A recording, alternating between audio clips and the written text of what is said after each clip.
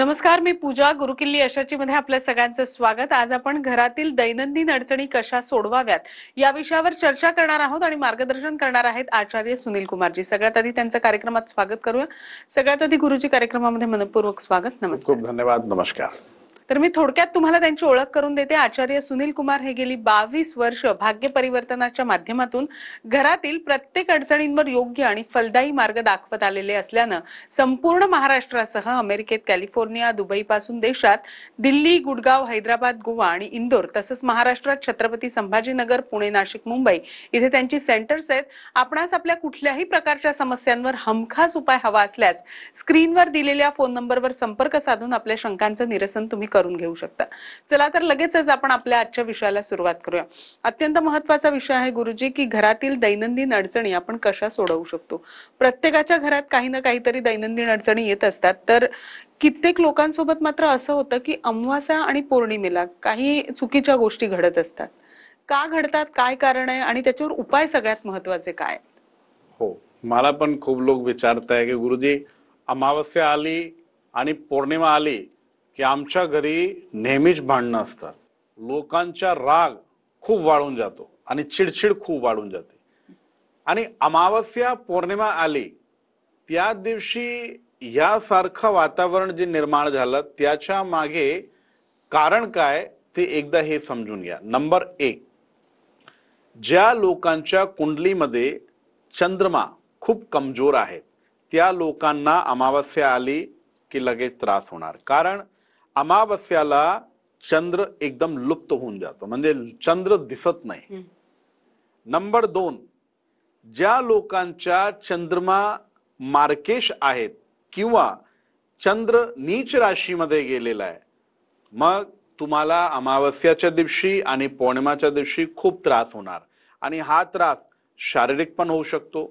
कधी कधी काय असतात की नेहमीच अमावस्येला पौर्णिमेला काही ना काही दुर्घटना, अपघात ते घडून जातो तुमच्यासोबत. नंबर 2, मानसिक तौरवर म्हणजे मानसिक पद्धतीने तुम्हाला खूप त्रास होतो.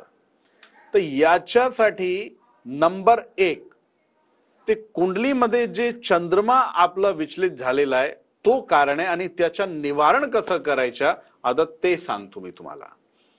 अमावस्याच्या दिवशी नंबर 1 जे करायचं ते मी नंतर सांगतो, पण जे नाही करायचं तुम्हाला ते आधी ऐका तुम्ही. नंबर 1, अमावस्याच्या दिवशी आणि पौर्णिमाच्या दिवशी कोणतीही तामसिक वस्तूचं सेवन तुम्ही करू नका.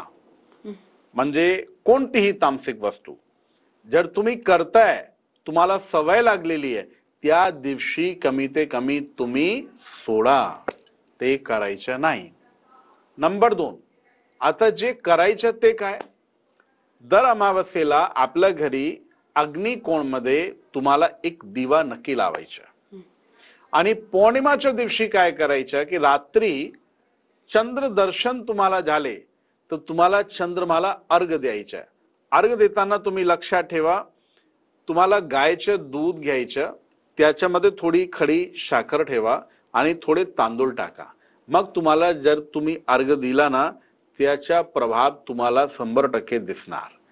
आणि अमावस्याच्या दिवशी पण तुम्हाला देव, धर्म, दान हे सगळं करायचं. आणि खूप काही लोकांच्या घरी काय असतं की ते जे लोक पितरांना विस्मरण करताय, पितरांचे स्मरण कधीच करत नाही, त्या लोकांना त्रास खूप होतोय. म्हणजे ते सतत जे तुमचे पूर्वज आहेत, जे तुमचे पितर आहेत, ते तुम्हाला त्रास देत आहे. म्हणजे त्रास म्हणजे काय, तुम्हाला स्मरण देत आहे की बाबा तुम्ही तुमच्या सुख समृद्धीसाठी आमच्या विस्मरण करू नका, आमचा आशीर्वाद घ्या. आणि आशीर्वाद कसं घ्यायचं की तुम्हाला दर अमावस्येला पिंपलाच्या झाडाखाली जाऊन, जर घरात तुमच्या भांडणं वगैरे आणि जर तुम्ही करताय तुम्ही देवांसाठी, पितरांसाठी, ते ठीक आहे, खूप आशीर्वाद.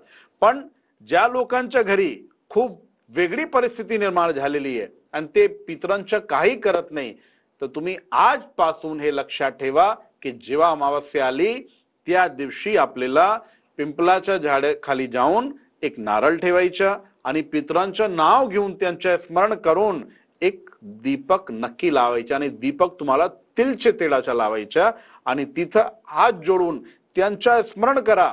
तुमचं जे काही मनोरथ आहे जे काही तुमची समस्या आहे ते तुमच्या म्हणजे झाडाखाली जाऊन तुम्ही त्यांना म्हणायचं आणि त्याच्या समाधानासाठी तुम्ही त्यांच्या चरणी प्रार्थना करा, तुम्हाला समाधान नक्की भेटणार. त्याचप्रमाणे गुरुजी बऱ्याचदा असं होतं की आपण घरात तुळस लावलेली असते, तर बऱ्याचदा असं होतं की लवकर ती तुळस वाळून जाते किंवा मग दिवा लावलेला असेल तर तो विझताना आपल्याला दिसून येतो. तर ह्याचं काय लक्षण म्हणावं किंवा अशी जर लक्षणं त्रासदायक ठरत असतील तर त्यासाठी काय उपाय करावेत नेमके? याच्या एक लक्षण आहे ते तुमचे मनातली भीतीचे वातावरण. अच्छा. म्हणजे लगेच भीतीचं एक वातावरण निर्माण होऊन जात. अरे बाबा, आता दिवा बुजला, आता काय कर, दिवा शांत झाला, आता काही ना काही आपल्या घरी अपघात होणार, काही ना काही अपशगुन होणार. काय करायचं, कधी कधी जसं आपण जेव्हा दिवाबाती करताय ना, तर आपल्या घरी जर लहान मुलं असतात ना, ते काय करतात, ते खेळताय आणि ते कधी कधी येतात समोर आणि ते काही ना काही त्याच्यामध्ये काडी करतात आणि ते दिवा शांत होऊन जातात. तसंच देव पण तुमच्या सोबत करताय, तुमची कधी कधी परीक्षा पण घेताय. तर मनात भीतीचं वातावरण निर्माण करू नये. तुम्ही काय करायचे, एक क्षमा याचना म्हणून एक आहेत, ते क्षमा याचना करा की हे देव, माझ्याकडून जे काही चूक झाली त्याबद्दल मला क्षमा करा आणि परत दिवा लावायचं तुम्हाला. त्याच्या एक मंत्र पण आहेत की आवाहनम न जानामी विसर्जनम, पूजाम चैव न जानामी, क्षम्यताम परमेश्वरा, मंत्रहीनम क्रियाहीनम भक्तहीनम सुरेश्वर, यत पूजितम मया देव परिपूर्णम तदस्तु मे. तर यासारखं मंत्र पण आहेत, तुम्ही मंत्र पण बोलू शकतात किंवा तुमची भाषामध्ये तुम्ही बोला. तर तुम्ही जर क्षमा मागली आणि परत जर दिवा लावला तो काही चूक नाहीये आणि काही अपशगुन होणार नाही. नंबर 2, जे तुम्ही आता प्रश्न केला की तुळसचा पौधा ते पण वाळून जातो, तर काय करायचं त्यासाठी, एक लक्षात ठेवा, कधी कधी घरात वास्तुदोष जर असलं तरी यासारखे लक्षण आपल्या घरी असतात. तर त्यासाठी एक खूप चांगला उपाय आहे. तुम्ही काय करा, गायच्या गोबर त्याला तुम्ही थोडासा वाढून ते तुम्ही त्याच्यामध्ये टाकू शकता. कसं काय, त्याच्यामध्ये खूप पॉझिटिव्ह एनर्जी राहते. जर काही भूमिदोष पण राहिला, वास्तुदोष तर तुम्ही सोडून द्या, भूमिदोष ही जर राहिला ना, तो पण दोष दूर होणार. नंबर 2, त्याच्यामध्ये तुम्ही हळद घ्या आणि थोडीशी हळद टाका. हळदमध्ये साक्षात नारायणचा वास असतो आणि तुळस साक्षात लक्ष्मी. तर लक्ष्मी आणि नारायण जिथे आहेत, तो पौधा कधी वाढणार नाही, कधी तुम्हाला त्रास देणार नाही. आणि तुम्ही यासारखा उपाय जर केला तर साक्षात तुलसी मैया तुम्हाला आशीर्वाद देणार. नक्कीच गुरुजी, प्रेक्षकांचे प्रश्न सुद्धा सुरू झालेले आहेत. पूजा जोशी बोलतायत नाशिकहून. मुलाबद्दल बेटा जोराने बोला तुम्ही. हा, मुलाबद्दल विचारायचे तुम्हाला. हा हा मला एकदा त्याच्या डेट ऑफ बर्थ सांगा, जन्म तारीख सांगा बेटा. हा 2/10/92. आणि जन्म वेळ काय? सकाळी 7:30 वाजता. सकाळी 7:30. ठीक आहे. आणि जन्म ठिकाण बेटा? जन्म ठिकाण औरंगाबाद संभाजीनगर. ठीक आहे बेटा, कुंडली खूप चांगली याची, पण खूप काही विषयावर याच्या लक्ष आधी गेला नाही. म्हणजे तुम्हाला याच्याबद्दल माहिती आहेत की नाही, पण मी सांगतो तुम्हाला.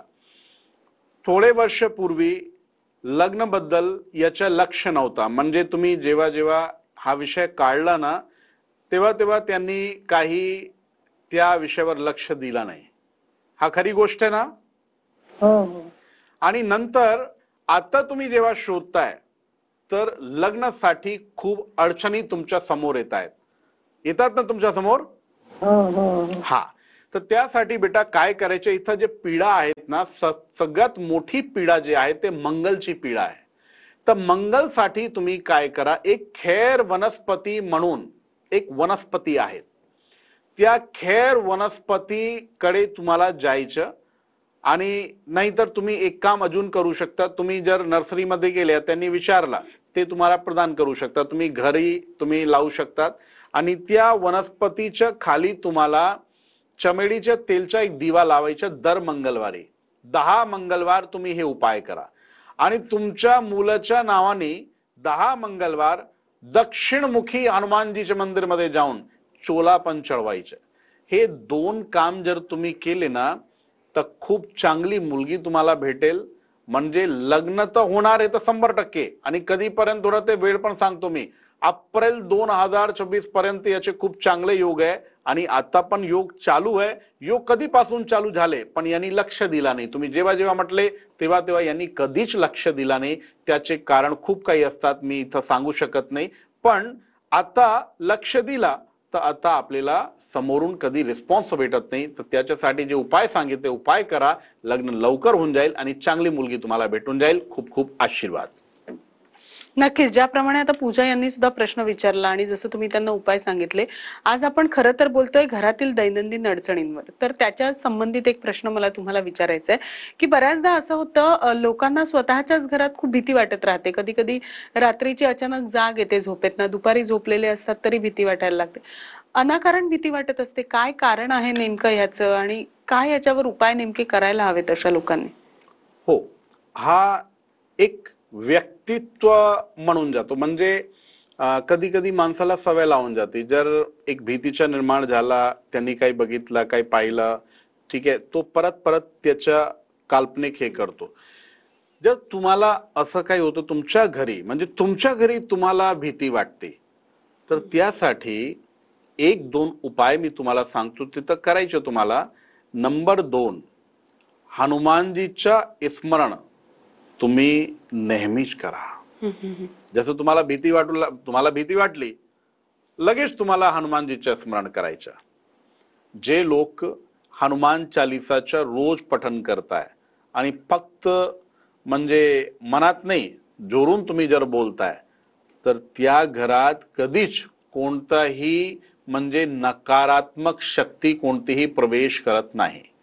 नंबर 2, तुम्ही काय करा, केवडा म्हणून एक वनस्पती आहे, त्या केवडाची जड तुम्हाला भेटली, ती जड तुम्ही तुमच्याकडे ठेवली किंवा तुम्ही बांधली, तुम्ही हातमध्ये तुम्ही बांधू शकता, तुम्ही त्याला एक ताबीज पण तुम्ही गळ्यात बांधू शकतात. असं केलं ना तर तुम्हाला भीती वाटणार नाही.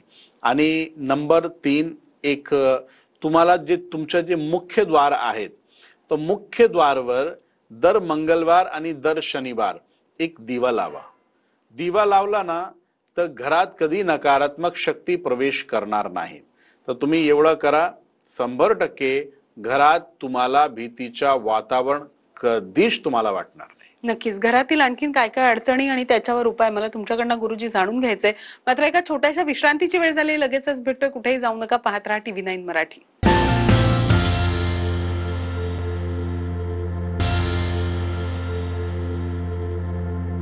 गुरुकिल्ली यशाची मध्ये आपलं स्वागत. आजचा आपला विषय आहे घरातील दैनंदिन अडचणी आणि त्यावर उपाय आणि मार्गदर्शन करतायत आचार्य सुनील कुमारजी.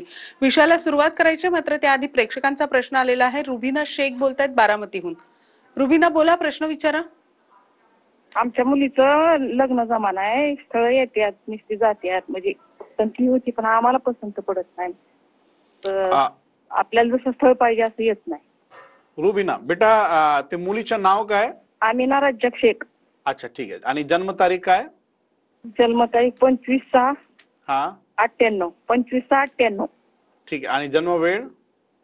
दुपारचे 3:30 वाजता. ठीक आहे. आणि जन्म ठिकाण काय? जन्म ठिकाण माळेगाव. ठीक आहे. सगळ्यात मोठा प्रश्न जे तुम्ही विचारला की मुलीचे ते लग्न जमत नाही तर कधीपर्यंत लग्न होणार, तर याबद्दल मी तुम्हाला सांगतो.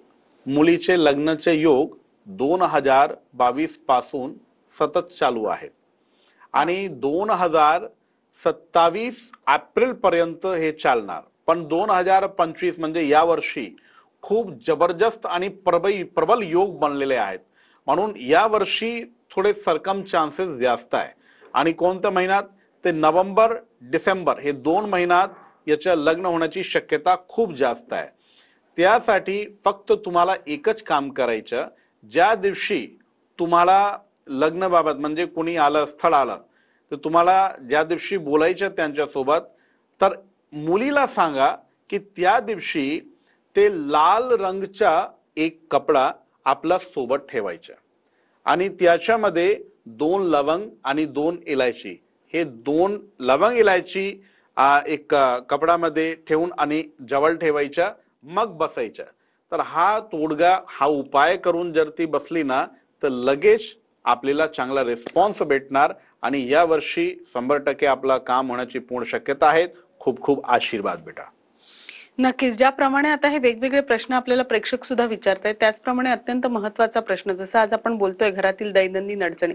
बऱ्याच वेळेला असं होतं की घरातल्या ज्या पाण्याचे नळ असतात ते काही कारणामुळे थेंब थेंब त्याच्यातनं पाणी पडत असतं, काही वेळेला चालूच राहतात, ते बऱ्याचदा बंद होत नाही जितके पाहिजे तितक्या फोर्सने. हे बरोबर आहे, योग्य आहे, अयोग्य आहे, ह्याचा सुद्धा आपल्या घरातल्या व्यक्तींवर किंवा घरावर परिणाम होतो का? हो, नक्की 100% परिणाम होतो, पण याचा परिणाम पूर्ण नकारात्मक आहे. अच्छा. जर घरात तुमच्या नळातून असं पाणी तुम्ही वाहतात तर तो एकदम बरोबर नाही आहे. त्याचं कारण, जर असं पाणी वाहत राहिला तर तुमच्या पैसा पण वाहत राहणार आणि कर्ज खूप होतं माणसावर. दुःख दारिद्र्य, आपले दुःख दारिद्र्याचे द्वार उघडून जातं. कधीच लक्षात ठेवा तुम्ही, जर यासारखी प्रॉब्लेम तुमच्या घरी आहेत त्याला लवकरात लवकर तुम्ही सॉल्व्ह करा, नाहीतर खूप मोठी प्रॉब्लेम आहे हा. नंबर 2, माणसं आजारी पण पडतोय. जर यासारखी प्रॉब्लेम सतत चालू राहिली ना तर आजार पण वाढून जातं. आपला पैसा म्हणजे हॉस्पिटलमध्ये आणि कधी कधी कोर्ट कचेरीमध्ये, म्हणजे जिथं जिथं अनएक्सपेक्टेड लॉसेस जे आपल्याला माहित नाहीये तिथं आपला पैसा सगळा वाहून जातं. तर तसं कधीच व्हायचं नाही.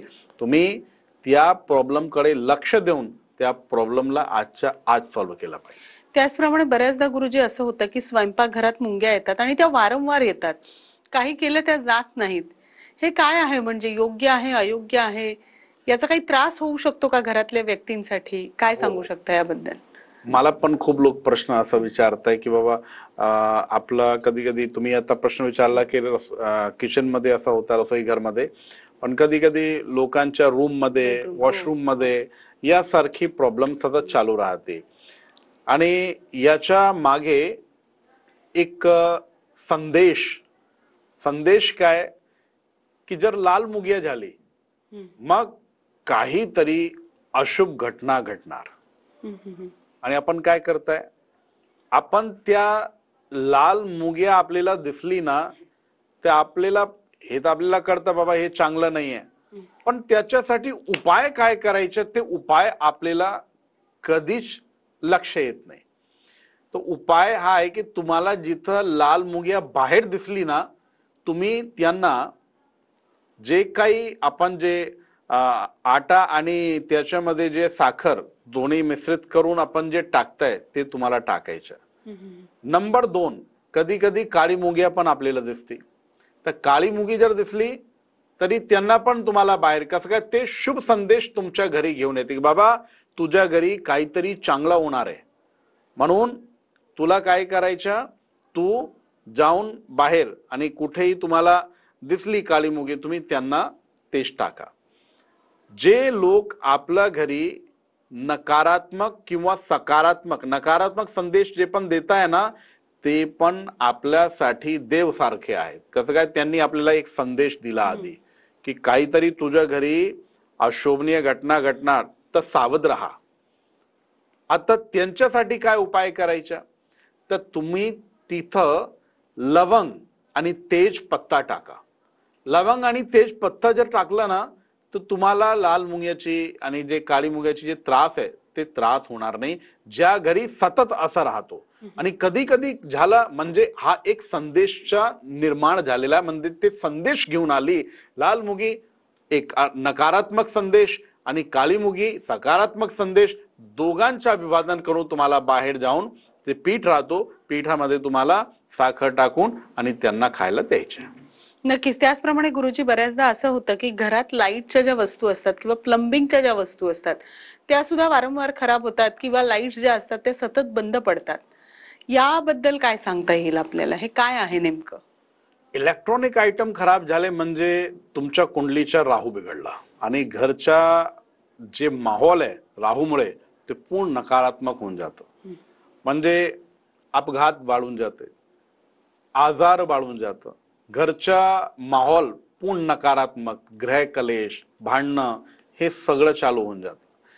जर तुमच्या घरी पण यासारखी प्रॉब्लेम आहेत, टेलिव्हिजन असू द्या, फ्रीज असू द्या, AC असू द्या, सगळ्यात आधी जर कोणताही इलेक्ट्रॉनिक आयटम्स तुम्ही आणलं घरी, तर सगळ्यात आधी तुम्हाला काय करायचं, ते आणला तर थोडासा पाणी घ्या तुम्ही आणि ते त्याच्या समोर, समोर म्हणतो मी त्याच्या वरती नाही, समोर तुम्ही थोडासा पाणी टाका.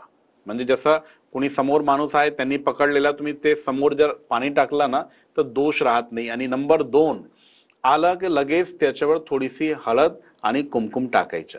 आणि जर तुम्ही स्वस्तिक बनवला त्या इलेक्ट्रॉनिक आयटमवर, तो इलेक्ट्रॉनिक आयटम तुमच्या लवकर खराब होणार नाही. 20 वर्ष झाले, 25 वर्ष झाले तर आम्ही पण गॅरंटी घेऊ शकत नाही. पण ज्या घरी खूप लवकर यासारखी निर्मिती होती, तर त्या घरी काय राहूचा वेगळा प्रभाव म्हणजे दुष्प्रभाव वाढतो. तर त्यासाठी हा उपाय करा, तर तुम्हाला त्याच्यामध्ये खूप जबरदस्त परिणाम दिसणार. नक्कीच गुरुजी, आज तुम्ही घरातील दैनंदिन अडचणी आणि त्यावर उपाय किंवा त्या कशा सोडवाव्या त्याबद्दलचं खूप छान मार्गदर्शन प्रेक्षकांना केलं. त्याबद्दल आपले मनपूर्वक आभार. नमस्कार. खूप खूप धन्यवाद आणि आशीर्वाद. ओम श्रीरवर्चस्व आयुष्यम आरोग्यम आविदाचनम महिते धनम धान्यम पशुम भवपुतलाभम शत संवत्सरम दीर्घमायुः. आशीर्वाद. नक्कीच गुरुकिल्ली अशाची मध्ये आज आपण इथेच थांबतोय. तुम्ही मात्र कुठेही जाऊ नका. पाहत रहा TV9 मराठी.